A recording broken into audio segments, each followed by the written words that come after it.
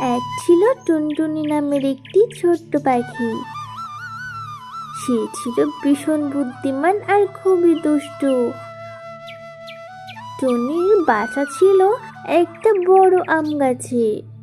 একদিন সে ভাবলো, আমি যদি রাজপ্রাসাদে থাকতাম কত ভালো হতো। সেই ভাবনা থেকেই টুনটুনি উড়ে গেল রাজপ্রাসাদের দিকে। সেখানে পৌঁছে সে দেখতে পেল রাজার বাগানে অনেক ফল আর ফুল।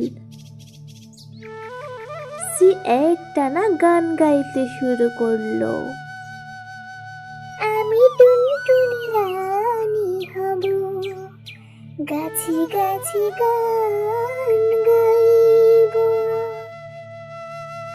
রাজা শুনে ভীষণ মজা পেলেন। তিনি বললেন, তুই তো সুন্দর গান গাইছিস টুনি, তুই আমার বাগানেই থাক আর প্রতিদিন গান গা। টুনটুনি রাজি হলো, কিন্তু শর্ত দিল, আমাকে যেন কেউ খাঁচাই না রাখে। রাজা তাও মেনে নিলেন।